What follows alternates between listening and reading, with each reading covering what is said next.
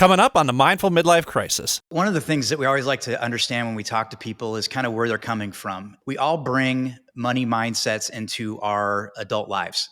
Of course, many of those are derived from our parents and the way that we were brought up. Some people have grown up with a real attitude of frugality and scarcity, that there's never going to be enough, need to hold money, hold on to it tightly because it could go away.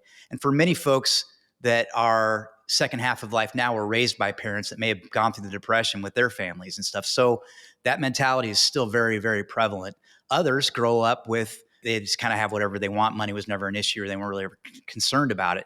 So when you bring that into a marriage, or you bring it into making your financial decisions, it can have a deep impact if you're not really aware of it. So bringing all those into that financial philosophy scale helps us understand how to counsel the families that we work with to say, here's where there's a disparity. Are some next steps that we could talk about that would maybe help with that? And so asking questions like, what was money like growing up? Or what was your first money memory? Opens a lot of interesting stuff.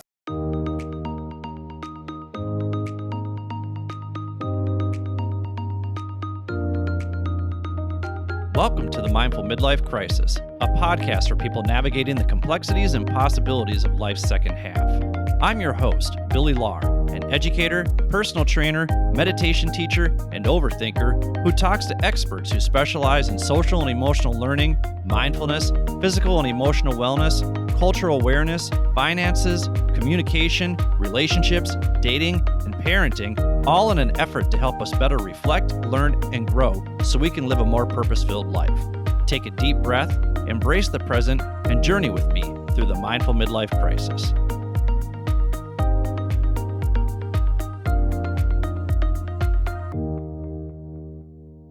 Today's guest is Matt Meline. Matt is a certified financial planner and founder and CEO of PrairieFire Wealth Planning. He is here today to talk about his book, Empty Nest, Full Pockets, which focuses on life-centered planning and helping families through transition, particularly from full to empty nest. I'm excited to have Matt here because this is a topic that I've wanted to explore. So welcome to the show, Matt Meline.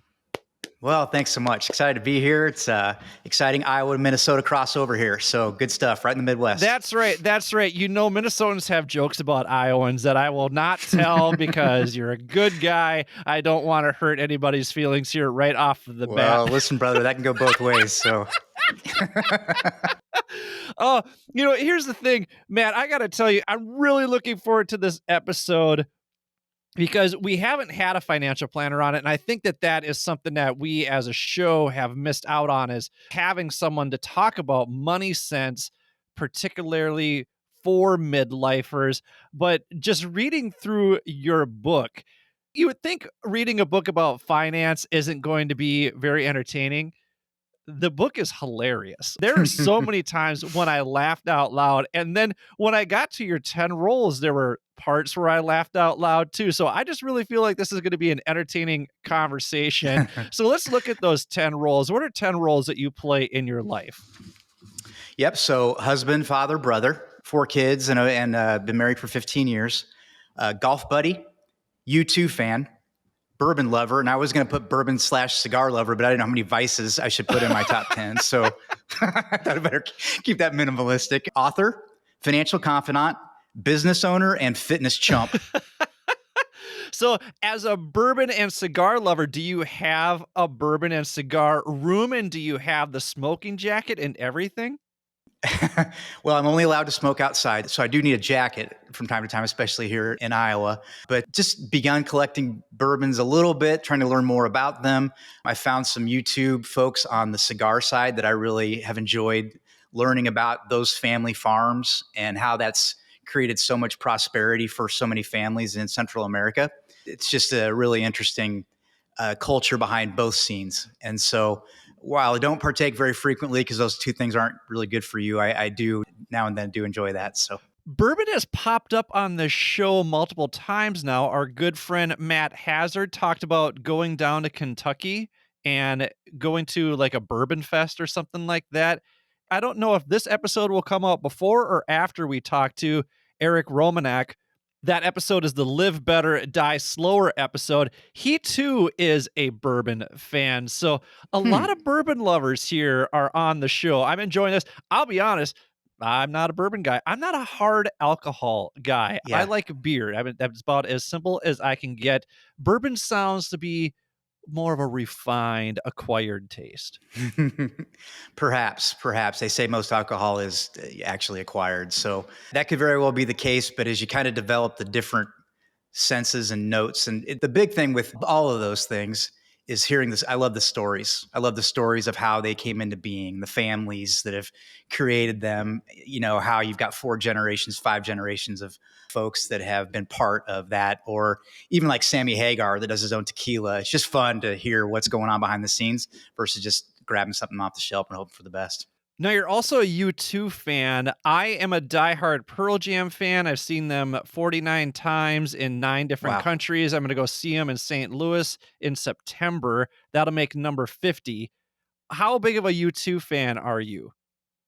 So 6 times live, one of them in Minneapolis, up there near you. The original Joshua Tree tour in Iowa City when I was still in college, so that was 1987, was just something I'll never forget because that was kind of when they were just beginning to become something really special. And then now with the advent of U2X radio and hearing again lots of stories behind the songs, it just brings that whole family sense. But I just respect their creativity, the bond they've created and stayed together, which I think is incredibly difficult for bandmates, it sounds like, over the years. And so it's a great story. It's caused me to be somewhat fascinated with Irish culture. So I'm looking forward to making a trip to Ireland here soon with my wife, hopefully. And yeah, so all of it combined, I've just been a huge fan and feel I've had as many in-depth spiritual experiences at U2 concerts that I ever have in a church. So I stand by that. Oh, wow. And I know you have a very strong faith as well too. So can you talk a little bit about that? Talk about these spiritual moments that you've had at U2 shows because I know that I have had them at Pearl Jam shows as well. Yeah. So in Chicago, Vertigo tour, the first encore was a song called Yahweh, and it's on the backside of How to Dismantle an Atomic Bomb. It's one of the last songs there. And it didn't play like the arrangement on the record. They came out with just Edge and Bono, and Edge had an acoustic guitar, which he rarely plays. And so he was just walking out, and they sang this, and it just talks about take these shoes, take this heart, take this man, take this life. And it was just a incredibly spiritual moment. It really was. And we were close, which makes a concert so much better when you're near the band. And so it's just something that I've always remembered. And I got home and I worked with my kids and we created a Yahweh mural that I put up above my office area. And we did that together and something that we still talk about, but it had a deep impact on me. And then we can talk about later when I went through Prairie Fire and all that spiritual deconstruction, U2 was definitely a part of that for me. Oh, that's exciting. I cannot wait to dive deeper into this. I do want to dive into this fitness chump because that is something that you were looking forward to in the second half of life. How does being a bourbon and cigar lover get in the way of you being a fitness chump, or are you a chump because of those things? I consider myself a fitness chump because I'm all over the place, man. I try, these different workouts, these different ways to do this. I'll read something and make my whole family clean the cupboards out and start over with some other new thing that we're going to do. And I did triathlons for a while. And so I was really focused on body science and how all that works. And then when I kept getting hurt and stuff, I kind of moved on from that and have done tennis and lots of different things throughout life. But I characterize it as a chump because I can't seem to stick with one thing long enough to actually have it make a great impact. But I think the fact that I've tried so many things actually keeps me active. So as long as there's stuff out there to try and there's, $14 courses on YouTube, I'll be the one buying them. So But it sounds like golf sticks because you are looking forward to being a golf buddy in the second half of life. absolutely. Yeah. So part of our empty nest process was downsizing a little bit, and we did move to a golf course. And so I was able to make a ton of friends. We have a huge community now of folks that live out there that I golf with frequently. And so our text group name is Bushwood, from Caddyshack to Bushwood Group. And so none of those text messages would be allowed on your podcast, man. It's just a crazy group of guys. But, we've gotten really close and developed a whole network with them with our wives too and stuff. And so being a golf buddy, doing golf trips, making golf, just a real collegial thing has been a great empty nest activity. Excellent. And you're here to talk about empty nesters, and you have this book, Empty Nest Full Pockets, and you're looking forward to being an author in the second half of life as well. So, what was the writing process like for you for this recent book, and what do you have in the works? For years, like many folks would write down, boy, I'd really like to write a book. And I just don't think I had whatever the inspiration or a topic enough that would make sense. I spent early in my career working for big banks, big institutions. And so trying to do creative work was difficult to get through all the meanderings of those approvals. And so when I started Prairie Fire 3 years ago, the kids were just beginning to really leave the nest to where they were all gone. And I realized in taking them through that process how much I had learned about myself, my wife, my kids, the college process, the financial lack of transparency that there is in the education world, and just felt like that would make some sense to write about. And that then got me thinking too about the dual path of becoming an empty nester, because we all get ready for our kids. We spend our whole life parenting them, doing the hard work of getting them ready for life. And it's good work. It's important work. But we forget we're going to have a whole life to live now, the second half of life that isn't going to be involved with driving them to soccer practice. So what are we going to do, man? Where are we going to spend our time? What matters to us now, defining those values? And so I decided to talk a lot about that, and it just kind of came together. I had a book coach and a team, the company called Book Launchers, that helped me self-publish it. And so it took me about a year, honestly, to get it all written and put together. And it's a big project, but something I'm really proud of. Well, it's an entertaining read, and that's what we're going to dive into here. So let's take a quick break, and when we come back, we're going to talk to Matt about his book, Empty Nest Full Pockets, and how you can navigate that empty nest lifestyle. Thank you for listening to the Mindful Midlife Crisis. Thank you for listening to the Mindful Midlife Crisis. If you're enjoying what you've heard so far, please do me a favor and hit the subscribe button. Also, giving the show a quick 5-star review with a few kind words helps others find and benefit from this podcast just like you are. Finally, please spread the wealth of free knowledge and advice in this episode by sharing it with the people in your life who may find this information and my mission to help others live a more purpose-filled life valuable. My hope is that these conversations resonate with others and inspire people to live their best lives. Thanks again. And now, back to the show. Welcome back to the Mindful Midlife Crisis. We are here with Matt Meline. Matt is a certified financial planner and founder and CEO of PrairieFire Wealth Planning. You can go to www.pfwplanning.com. Matt is also the author of Empty Nest Full Pockets. It's a really entertaining read. And I'll tell you what, I'm not a parent. We all know that if we listen to this show.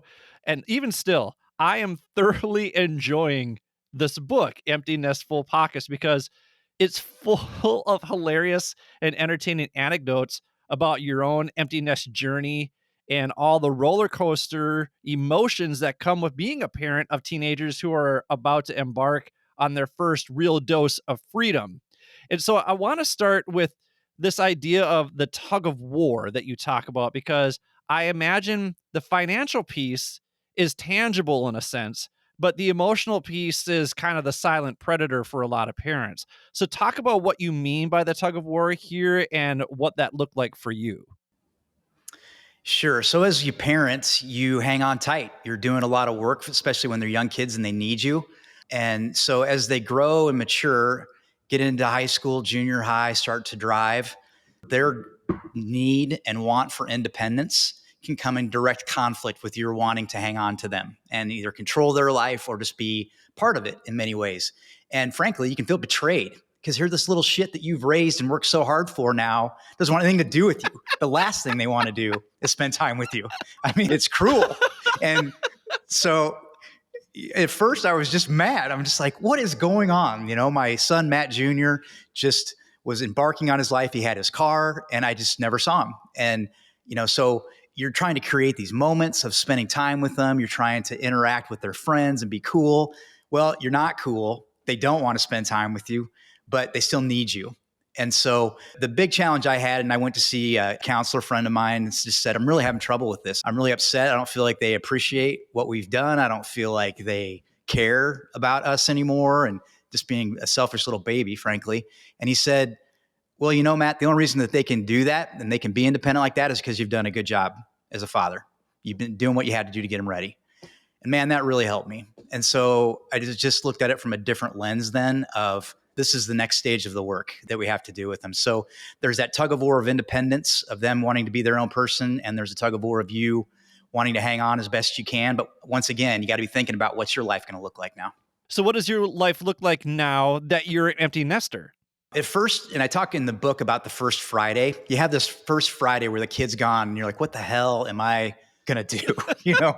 I'm used to staying up till midnight, making sure they make curfew, arranging travel and transportation. And so anyway, that first Friday, you kind of look at your wife and you're like, so what now? And so we decided just to get busy and to start living the best life that we could. And so we developed a great friend group. Like I mentioned, we've doing trips.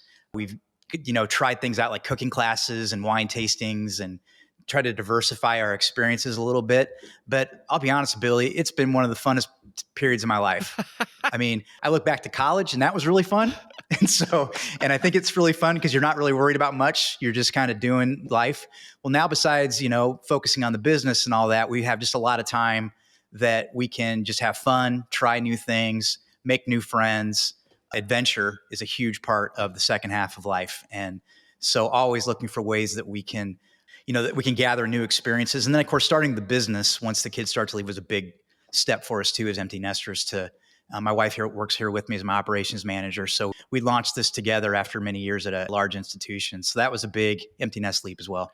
So is that how you combat manufacturing worry? Because, I mean, your kids are off in college. Is it hard not to worry about, oh my gosh, what are they doing because I don't have them under my roof right now? Or how did you let that go? It's just different. So when they're coming home on a Friday night, you feel responsible for making sure that happens. When they're off on their own, you hope that they're getting home safely, but there's nothing you can really do depending on where they're going to school and all of those dynamics. But my kids were 2 hours away. And so there it's just developing a communication plan that makes you feel comfortable that you're part of their life, ways that you can, with these cell phones now, there's so many ways to interact with your kids that weren't available when we were younger. So yeah, I think having that communication plan, but you do develop over those weeks a bit of a letting go process that, all right, this is gone. And maybe that's okay. Maybe it's okay that it's gone and that they've moved on to this and are doing that I don't have to stay up on Friday night and worry for every microcosm, but it's a process, it doesn't happen overnight.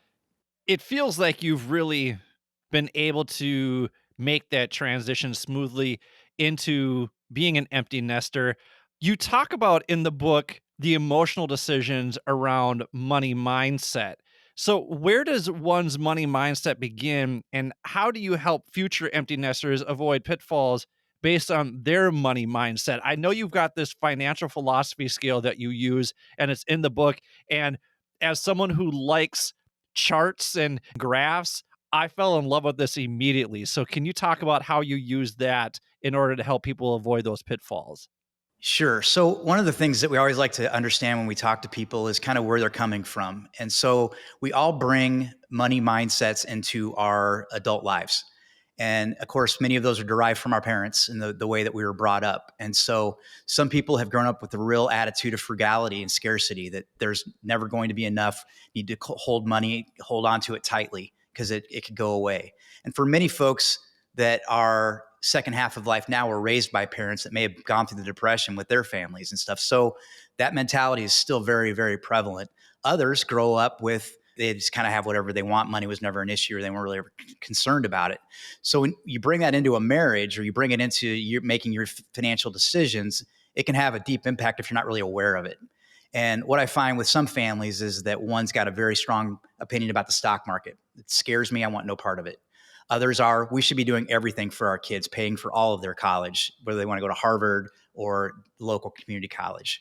Others are, we should save more money or we should save less. Others, we should give more money or we should give less.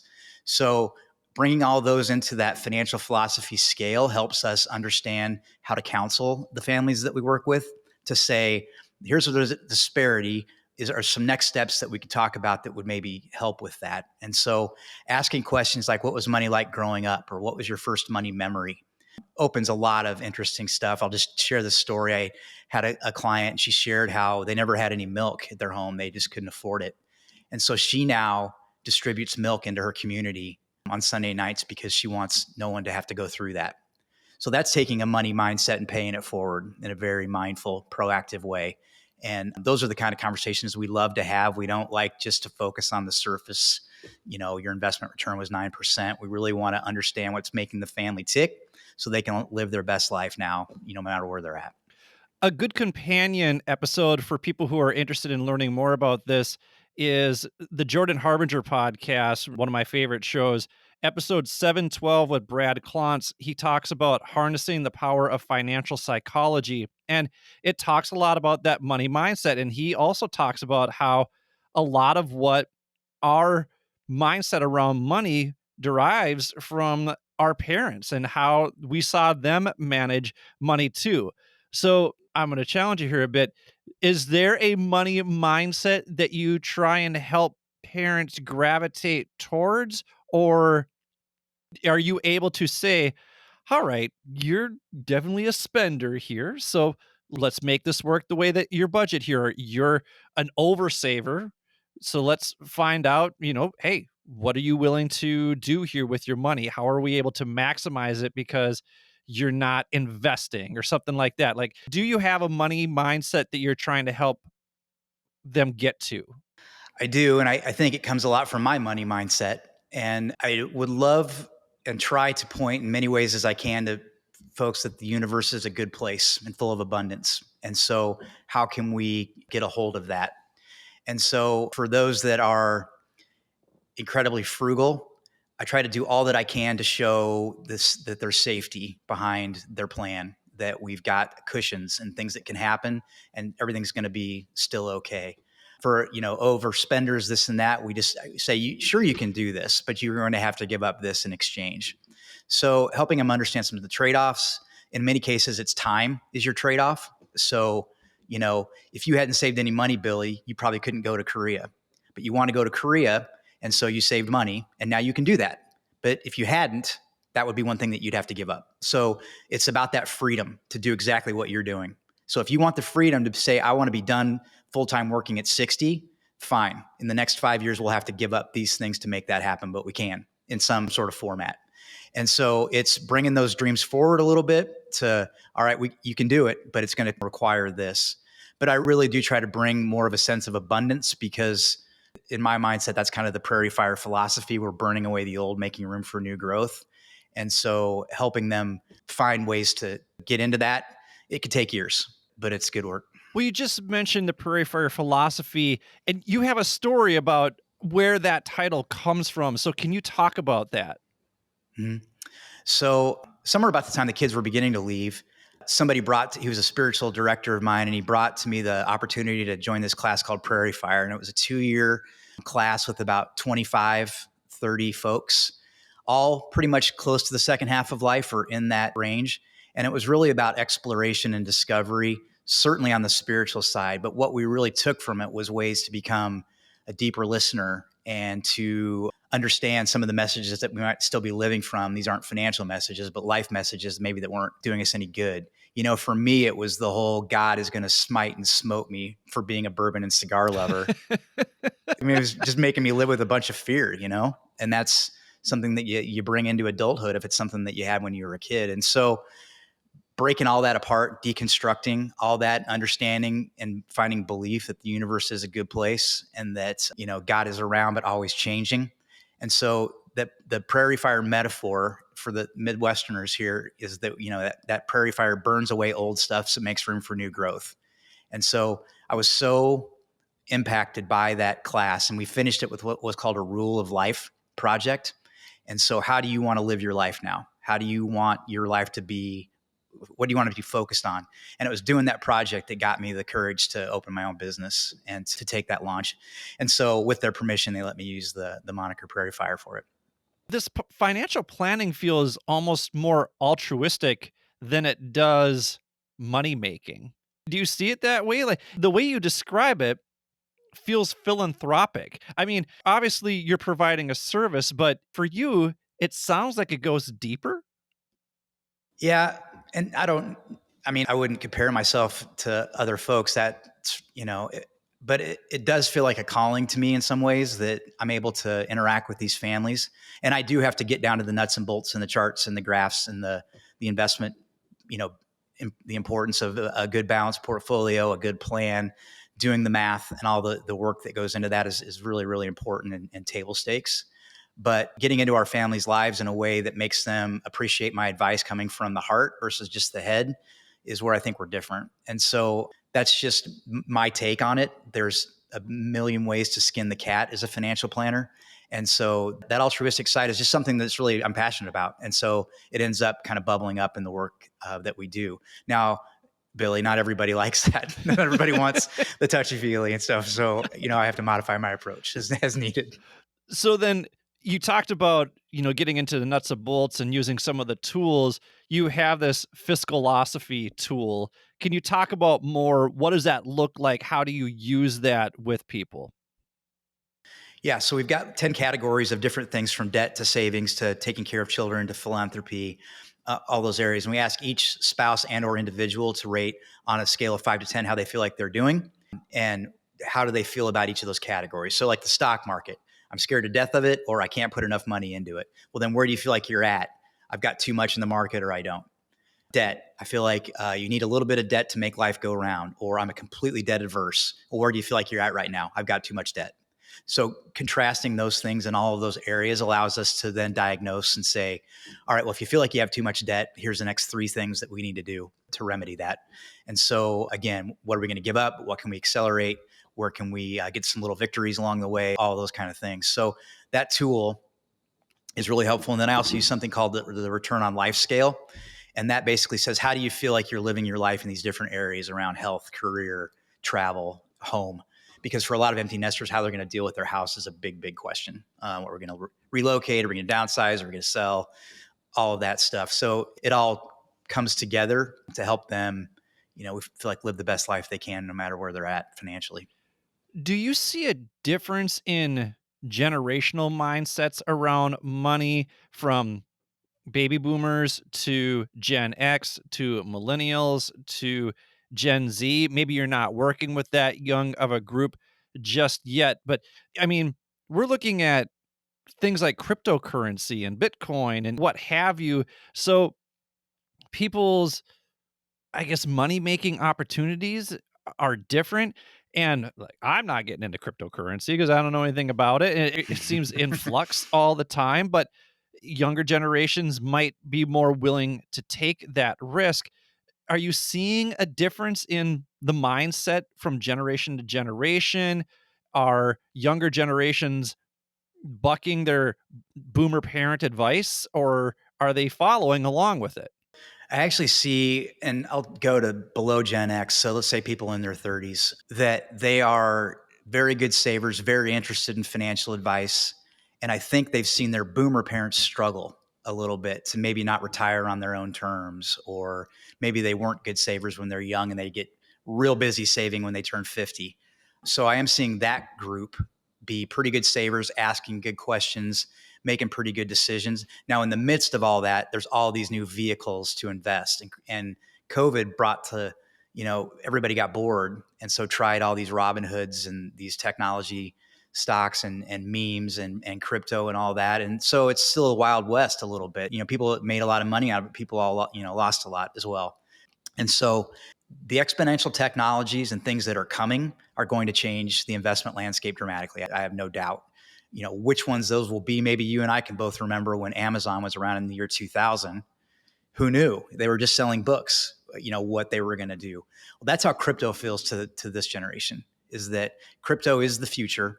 All we need to figure out is which part of it's going to win. Is it going to be the blockchain? Is it going to be Bitcoin? Is it, going to be Ethereum? So that's what I feel like is happening in the marketplace, is that people know that there's going to be a sea change in the way money is handled. And so how can they benefit from that long term? And so the Bitcoin believers, man, they are as hardcore as any religious fundamentalist you'll ever meet. Man.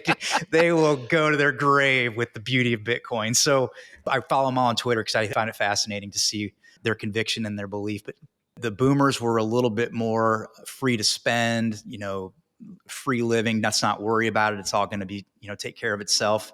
And the millennials, Gen Y, some of those folks are being a little bit more proactive because many of them, they want a different life than their parents had. And there's these movements of retiring very, very early. And so they know they have to save to make that happen.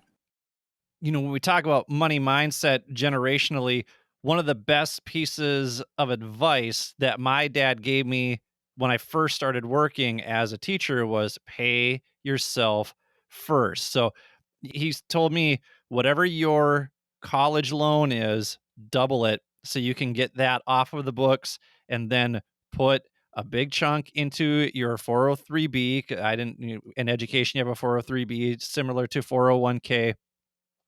And then he said, put some money into savings and then you can spend the rest.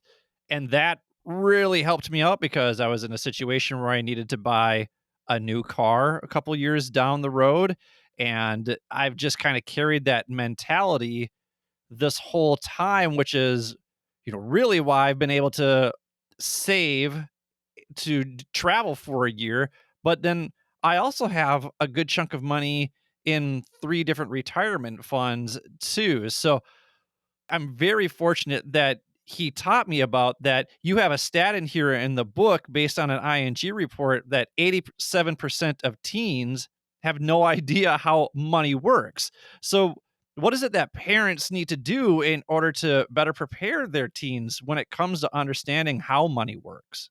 We'll never understand money if they don't have any. And so, you know, helping them source their own funds is really important through either allowance, chores at the house, or a part-time job. All of our kids worked at the local grocery store, and it was a great experience for them of understanding how money flows in, how taxes work, dealing with the bank account, getting your paycheck and screaming at FICA, whoever that might be, for taking all of your money. And so those are always fun conversations explaining how all that works, but going through those paychecks and bank statements with them early on so that they can see this is how it comes in, this is how it goes out. If I'm willing to defer, like your father mentioned and my grandpa taught me, 10 cents of every dollar, making that in a spot where I can't necessarily get to it as easily so that I have more for things that I want to do later are just basic lessons. But it just seems like the high school system, they teach them economics and things like that, but personal finance. And I do think this is getting better. I do think that the schools are starting to do a better job of this, but they get to college and they have some money, maybe $600 saved, and they burn it because they don't really understand, what they're expected to pay for, what mom and dad are going to pay for. So developing those expectations before they leave, letting them understand what a budget was. So my dad taught me when I was at college, my freshman year, I went to school in Oklahoma and played tennis. I got $40 a week from what I'd saved. And so halfway through the semester, it was gone. And so we had to renegotiate our contracts. So anyway, I give you that lesson to say, get them on a plan and monitor the plan, because just like a planner would monitor your financial plan, we need to help them. They need our input. Your role changes from being, an on-hand parent to really a mentor and a partner.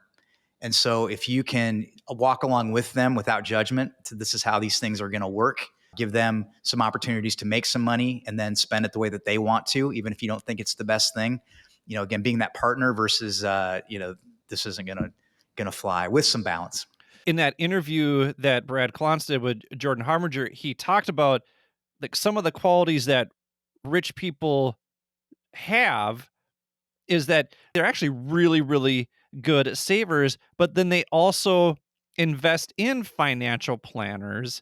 And because poor people can't invest in financial planners, that they then, in a sense, don't know how to manage their money, so that when they do come into money, they don't know how to spend that responsibly. So if you're working with someone from a low income family, how do you have that conversation to teach them how to manage their money responsibly? So real similar to how you teach your children. And so we take them through a process called the 3 buckets of money. And so you develop a safety bucket that gives you your savings and your cash that you can access for whatever happens in life, which we all know are immediate. And then that middle term bucket, which we call the lifestyle bucket, which is designed to support whatever you want to do, like a moving to Korea for a year or something fun, or buying a car or your next house, whatever. But that's money that you can invest, not just save, so you can get some growth inside of that account. And then your aspirational stuff is ways that you want to improve your lifestyle. So that is your long-term, your 401ks and retirements, but it can also be other styles of investments or accounts as well that you've set aside for something big that you want to do down the road. So retirement could take 30 years now, at least. So that's a big savings. College can cost 300 grand. That is a big chunk. And so, getting those buckets balanced. And so I used to teach personal finance classes at the Polk County Jail. And so a lot of those folks, they just didn't really know where they were. They don't know who they owe. They don't know what their credit score is. So giving them the fundamentals to get that basic framework built. And then to say, first thing we're going to do is build you a safety bucket, and we're going to put it in a CD so you can't get to it. So it's going to be there, help it grow, get used to saving money a little bit here and there. Then we move on to the next bucket. And so what I see in like 401k plans that I work with and things like that is they'll throw some money into a 401k plan, but not have, $10 in a savings account. Something happens then with their child, they got to take all that money out of the 401k and take all the taxes and penalties. And so finding that balance is a great place to start for people that aren't used to, handling financial matters. Well, let's do this. Let's take a quick break. And then when we come back, we're going to do a deeper dive with Matt into how to pay for college and what that will look like as an empty nester. Thank you for listening to the Mindful Midlife Crisis. Thank you for listening to the Mindful Midlife Crisis. New episodes come out every Wednesday to help you get over the midweek hump. If you'd like to contact me, or if you have suggestions about what you'd like to hear on the show, visit www.mindfulmidlifecrisis.com and click Contact Us. While you're there, don't forget to sign up for the newsletter. You can also click on the show notes for links to the articles and resources we reference throughout the show. If you want to check out my worldly adventures, follow me on Instagram at mindful_midlife_crisis. My hope is that my trials, tribulations, and successes will inspire you to take intentional action to live a more purpose-filled life. And while you're at it, remember to show yourself some love every now and then, too. Thanks again. And now, back to the show. Welcome back to the Mindful Midlife Crisis. We are here with Matt Meline. Matt, again, is a certified financial planner. He's the founder, CEO of PrairieFire Wealth Planning.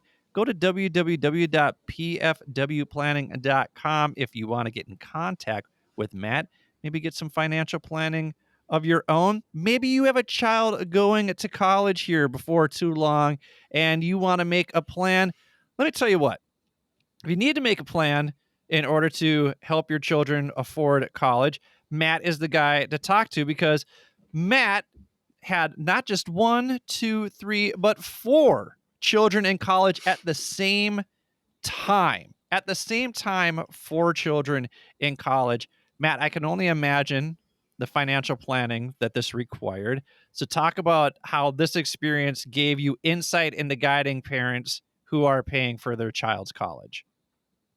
I don't know if your camera picks up these gray hairs that well, I did like are in the going on book these temples. when you said when the last child graduated from college, you said, I'm not going to go into the celebration, but there was wine involved. There's the first Friday and there's the last Friday. So, and then there was Freaky Friday, I suppose, in there oh, too. buddy. Yeah. Yeah. Well, so we have a blended family and the kids are all in the same kind of age demographic, and there's twins in there. And so what happened is my son was a senior when the twins became freshmen, and then my daughter was a junior. So they were all 4 at jointly Iowa and Iowa State at the same time. And so I knew, just putting it to paper and being a financial advisor, I worked on that stuff a little bit beforehand and realized what the outflow is going to look like. We're all in there together. So we learned a lot. I learned a ton from that experience that I didn't know, and I'm in the business. And so that's one of the impetuses for writing the book too, is just to open up some of the things that a lot of parents don't know about. So you said here that you were looking at college as a buyer's market, so you wanted to help your kids pay less for the same school, and you said it's quite a racket. What do you mean by that? So I'm not knocking the educational system. The way that it's paid for is very wonky, and is every student pays a different price for the same education, depending on a myriad of things based on the way they fill out their financial aid forms, where they maybe went to high school, what scholarships they have access to. But financial aid can be appealed. You can use contrasting schools' offers to better your offer at another school. You can make your child very marketable based on their academic histories and things like that. And so there was just a lot I didn't know, and aid and things that were out there and available that I wasn't aware of.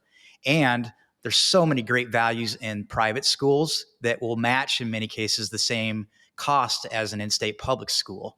Now, that's by no means a blanket statement, always the truth, but there are generous schools out there that want your kid and they'll pay to have them go there. And so better understanding that process would have helped me a lot. Being a divorced parent, there's a lot of nuances to the financial aid system as well that are worth learning about. And so that's what we try to do now. We take parents through a college pre-approval process that works just like a mortgage pre-approval, not just like it, but similar in concept. And so it basically shows what you can afford based on what's saved, your income, what the child may or may not contribute, and then how much in student loans they may or may not leave school with. Then based on their major, can they afford that student loan payment? So it's a family conversation, family discussion. And then we can plug schools in that may or may not work and see how they look and how generous they may be on their financial aid packages. So then now that your children have all graduated from college, have you sat down with them and said, okay, let's talk about the loan payment plan? Because especially now, loan payments are a huge chunk of the paycheck. Mm-hmm. So how do you have that conversation? Or are you like, hey, you're adults now, you're taking care of this?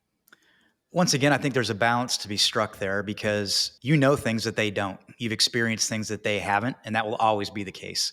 And so finding ways to share that in a way that isn't going to make them resentful of that advice or feel like that you're intruding on their ability to make decisions. Some kids are super independent and they'll just figure it out on their own and they don't need your help. Other kids, so I have 4 and they are 100% different, every one of them.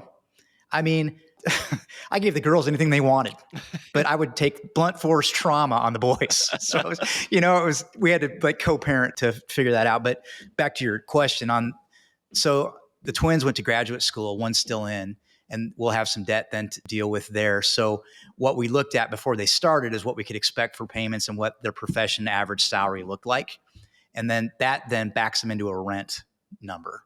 So they're not paying too much for a place to live and or getting roommates, all the things that we all did when we got out of school to make that work. And so there's also loan consolidation, lots of student loan. And right now, student loans are completely in flux with the federal programs that are looking to be renegotiated or perhaps forgiven. So it's a good conversation to have, say, hey, did you know that you could do this, or offer suggestions along the way as to how this will work.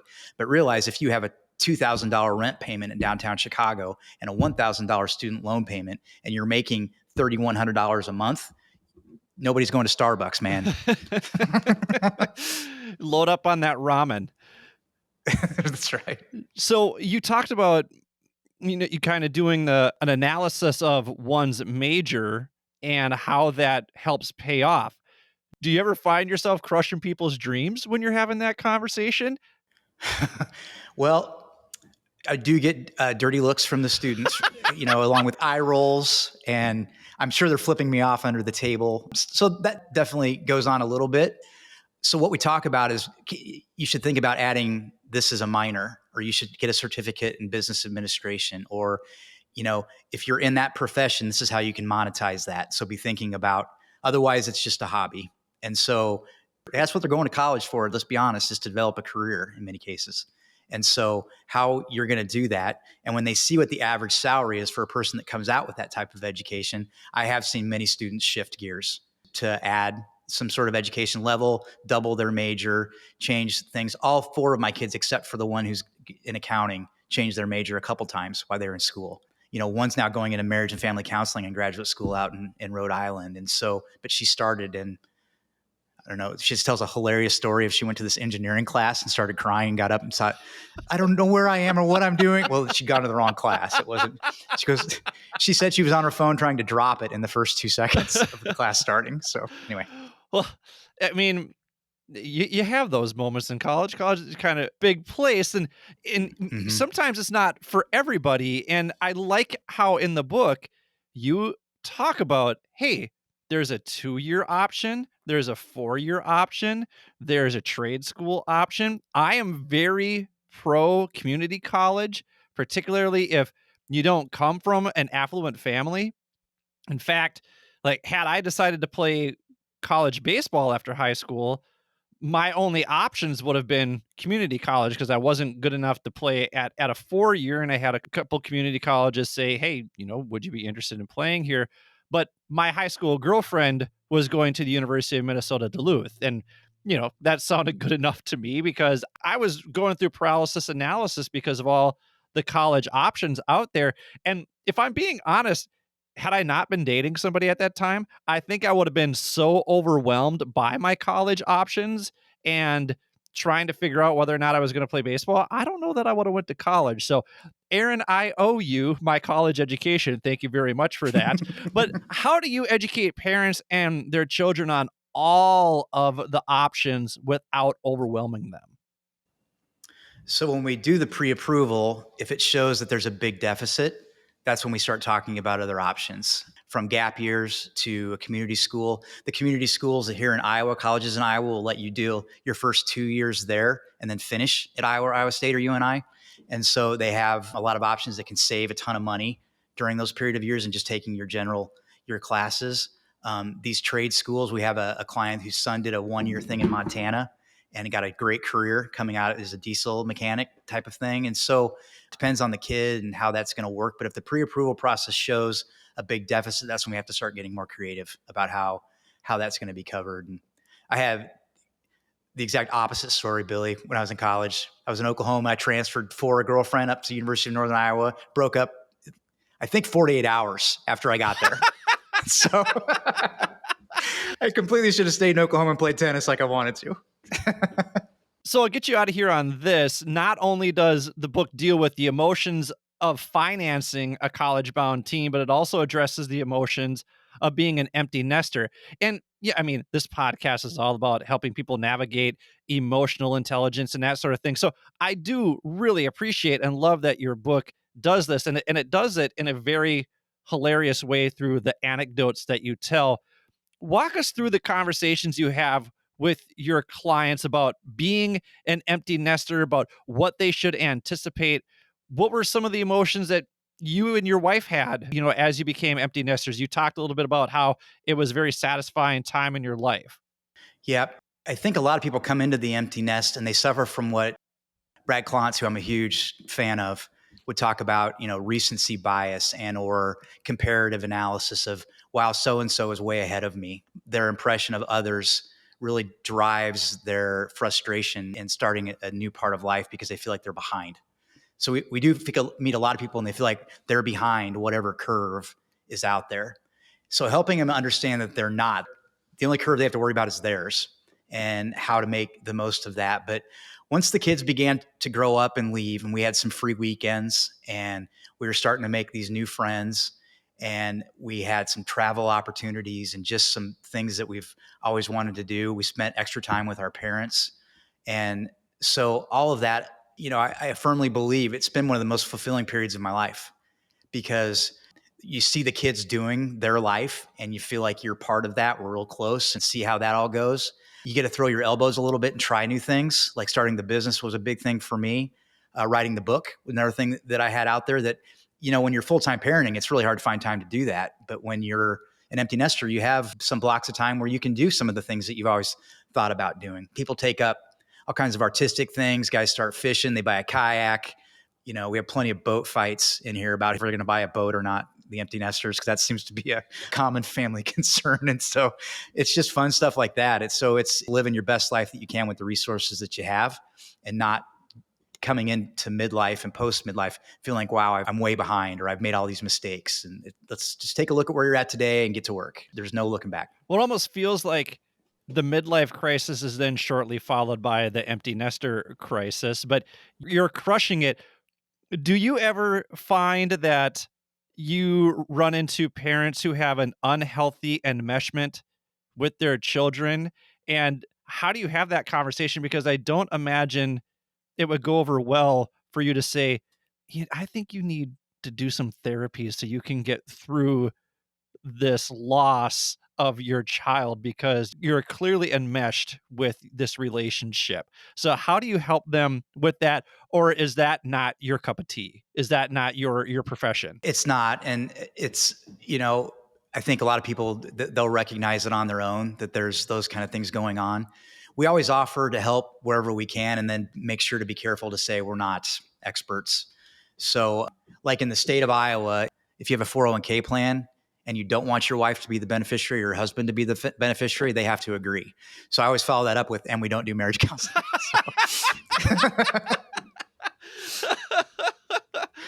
So yeah, we're here as a resource, but we also have a huge network of professional relationships that we refer people out to for things that they may need in addition.